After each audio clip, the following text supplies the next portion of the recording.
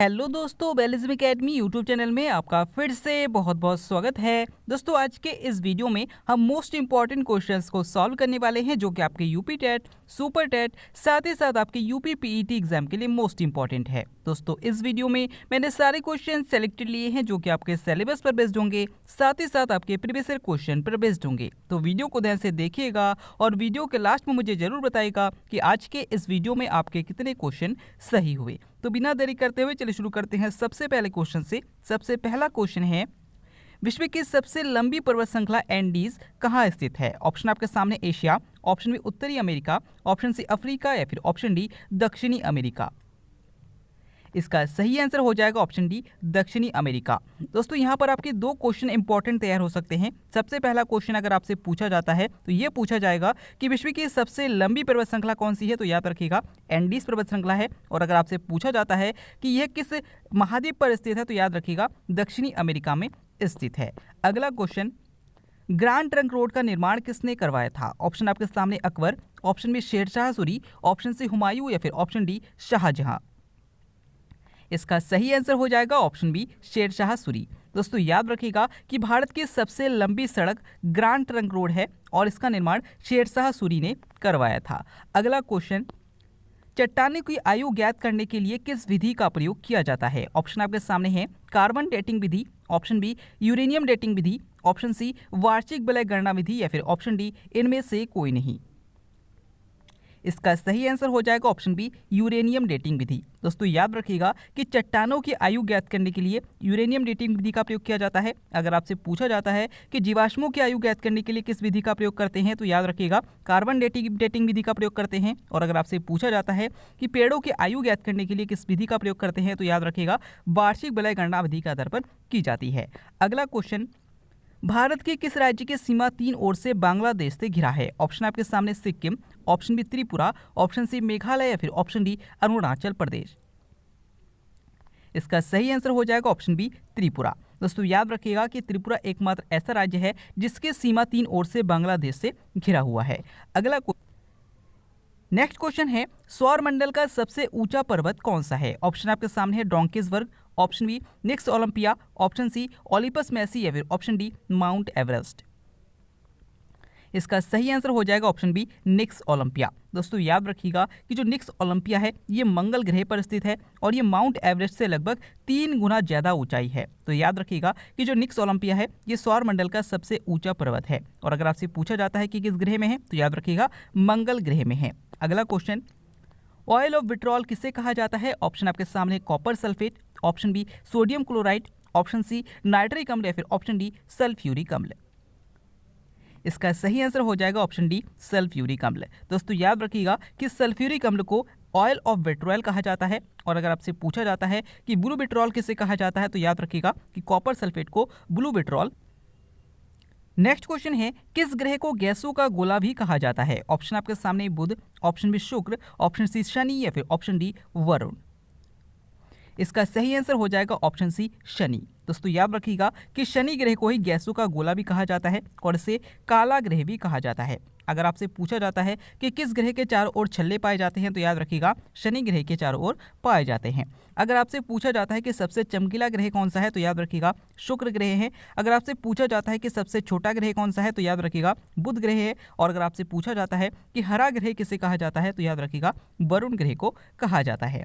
अगला क्वेश्चन, किन भूकंप तरंगों को अनुदैर्घ्य तरंग भी कहा जाता है? ऑप्शन आपके सामने पी तरंग, ऑप्शन बी एस तरंग, ऑप्शन सी एल तरंग या फिर ऑप्शन डी इनमें से कोई नहीं। इसका सही आंसर हो जाएगा ऑप्शन ए पी तरंगे। दोस्तों, याद रखिएगा कि जो भूकंप की तरंगे होती है उनमें जो पी तरंगे होती है इनको प्राइमरी तरंग भी कहते हैं और इन्हें अनुदैर्घ्य तरंगे भी कहा जाता है क्योंकि ये सॉलिड और लिक्विड दोनों में चल सकती है। लेकिन जो अगर आपसे पूछा जाता है कि अनुप्रस्थ तरंगे किन्हें कहा जाता है, तो याद रखिएगा एस तरंगों को कहा जाता है। अगला क्वेश्चन, उड़ीसा का प्राचीन नाम क्या था? ऑप्शन आपके सामने Puri, option B Utkal, option C Cuttack या फिर ऑप्शन डी उड़िया। इसका सही आंसर हो जाएगा ऑप्शन बी उत्कल। दोस्तों, याद रखिएगा कि उड़ीसा का प्राचीन नाम उत्कल था। अगर आपसे पूछा जाता है कि महानदी किस राज्य में है, तो याद रखिएगा कि उड़ीसा का शोक जो कहा जाता है तो महानदी को कहा जाता है। और याद रखिएगा कि महानदी के पास का जो तटीय मैदान है उसे हम उत्कल का मैदान भी कहते हैं। अगला क्वेश्चन, नेक्स्ट क्वेश्चन है, कॉमनवेल्थ पत्रिका से किसका संबंध था? ऑप्शन आपके सामने Annie Besant, option B Rabindranath Tagore, option C Mahatma Gandhi या फिर ऑप्शन डी राजा राम मोहन राय। इसका सही आंसर हो जाएगा ऑप्शन ए एनी बेसेंट। दोस्तों याद रखिएगा कि कॉमनवेल्थ और न्यू इंडिया जो पत्रिका है इसका संबंध एनी बेसेंट से है। अगर आपसे पूछा जाता है कि आधुनिक भारत का जनक किसे माना जाता है तो याद रखिएगा राजा राम मोहन राय को माना जाता है। अगला क्वेश्चन, फूड प्रोसेसिंग हेतु किसका प्रयोग किया जाता है? ऑप्शन आपके सामने है zinc phosphide, option C benzoic अम्ल, ऑप्शन सी फॉर्मिक अम्ल या फिर ऑप्शन डी सोडियम कार्बोनेट। इसका सही आंसर हो जाएगा ऑप्शन बी बेंजोइक अम्ल। दोस्तों याद रखिएगा कि खाद्य पदार्थों के संरक्षण हेतु बेंजोइक अम्ल का प्रयोग किया जाता है। अगर आपसे पूछा जाता है कि चूहों को मारने के लिए किसका प्रयोग किया जाता है तो याद रखिएगा जिंक फास्फाइड का प्रयोग किया जाता है।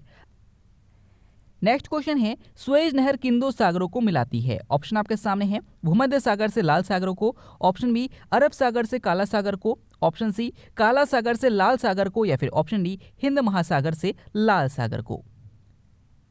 इसका सही आंसर हो जाएगा ऑप्शन ए भूमध्य सागर से लाल सागर को। दोस्तों याद रखिएगा कि अगर आपसे पूछा जाता है कि यूरोप से अफ्रीका को कौन सा सागर अलग करता है तो याद रखिएगा भूमध्य सागर अलग करता है, और अगर आपसे पूछा जाता है कि एशिया से अफ्रीका को कौन सा सागर अलग करता है तो याद रखिएगा लाल सागर अलग करता है।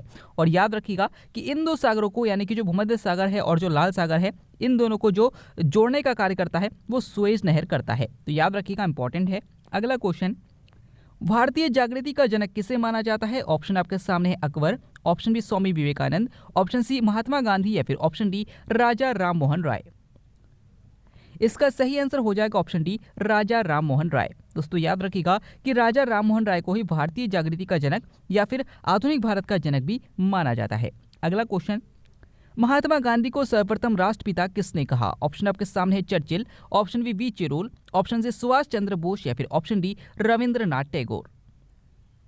इसका सही आंसर हो जाएगा ऑप्शन सी सुभाष चंद्र बोस। दोस्तों याद रखिएगा कि महात्मा गांधी को सर्वप्रथम राष्ट्रपिता जो कहा था वो सुभाष चंद्र बोस के द्वारा कहा गया था। अगर आपसे पूछा जाता है कि महात्मा गांधी को महात्मा की उपाधि किसके द्वारा दी गई थी तो याद रखिएगा रविंद्रनाथ टैगोर के द्वारा दी गई थी।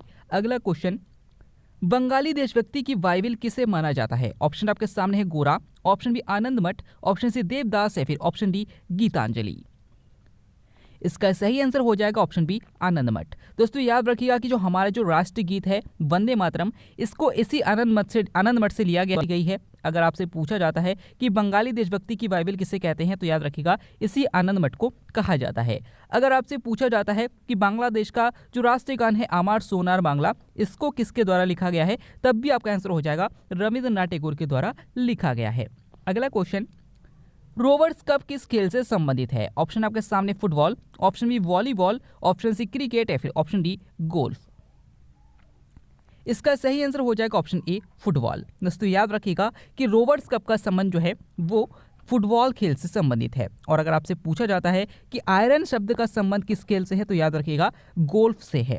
अगला क्वेश्चन, कहाँ के निवासी रेड इंडियन कहलाते हैं? ऑप्शन आपके सामने savanna, option B prairie, option C veld या फिर ऑप्शन डी कंपास।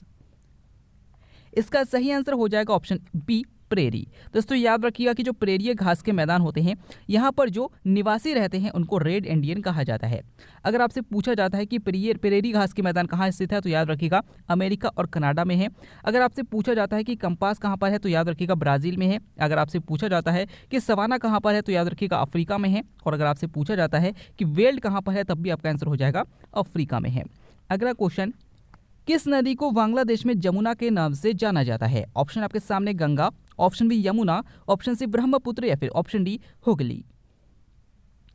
इसका सही आंसर हो जाएगा ऑप्शन सी ब्रह्मपुत्र। दोस्तों याद रखिएगा कि ब्रह्मपुत्र नदी को बांग्लादेश में जमुना के नाम से जाना जाता है और गंगा नदी को बांग्लादेश में पद्मा के नाम से जाना जाता है। तो ये दोनों क्वेश्चन पूछे जाते हैं, याद रखिएगा। अगला क्वेश्चन, नीलगिरी पर्वतमाला किस राज्य में स्थित है? ऑप्शन आपके सामने है Tamil Nadu, option B Orissa, option C Maharashtra या फिर ऑप्शन डी आंध्र प्रदेश।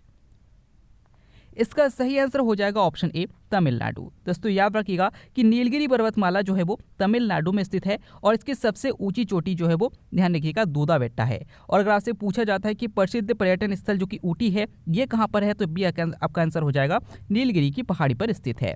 अगला क्वेश्चन, सुर सरोवर झील कहाँ स्थित है? ऑप्शन आपके सामने है Maharashtra, option B Kerala, option C Rajasthan या फिर ऑप्शन डी उत्तर प्रदेश।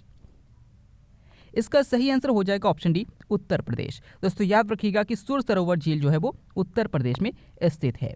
अगला क्वेश्चन, कयाल कहाँ पाए जाते हैं? ऑप्शन आपके सामने Maharashtra, option B Kerala, option C Rajasthan या फिर ऑप्शन डी असम। इसका सही आंसर हो जाएगा ऑप्शन बी केरल। दोस्तों याद रखिएगा कि इस प्रकार के झील जो कि भूमि भागों के अंदर छिपे रहते हैं, जैसे मान लीजिए कि अगर हम केरल को देखें तो हमारे दक्षिण भारत में कुछ केरल में कुछ इस प्रकार से जो दबी हुई जगह है जहाँ पर जो ये झील स्थित है, इसी को हम कयाल कहते हैं। और यही अगर हमारे पूर्व दिशा में होता तो उसे हम लैगून कहते हैं। तो याद रखिएगा कि पश्चिम में इसको कयाल कहा जाता है और ये केरल में है। अगर आपसे पूछा जाता है कि भारत की सबसे लंबी झील कौन सी है, तो याद रखिएगा बेम्पानद झील है और ये भी केरल में है और ये एक कयाल झील है। अगला क्वेश्चन, कौन सा वेद गद और पद दोनों में रचित है? ऑप्शन आपके सामने Rigveda, option B Yajurveda, option C Samaveda या फिर ऑप्शन डी अथर्ववेद। दोस्तों इस क्वेश्चन को मैंने कल की वीडियो में करा दिया था, तो अगर आपने कल का वीडियो ध्यान से देखा होगा और समझा होगा तो आप इसका आंसर जरूर कर पाएंगे। आज का वीडियो आपको कैसा लगा, साथ ही साथ आज की वीडियो में आपके कितने क्वेश्चन सही हुए, कमेंट करके जरूर बताइएगा। अगर आप फेसबुक पेज और टेलीग्राम ग्रुप को ज्वाइन करना चाहते हैं तो डिस्क्रिप्शन में लिंक दिया गया है, वहां से आप ज्वाइन कर सकते हैं। हम फिर से लौटेंगे एक नया डेस्टिनी वीडियो लेकर, तब तक के लिए देखते रहिए, सीखते रहिए।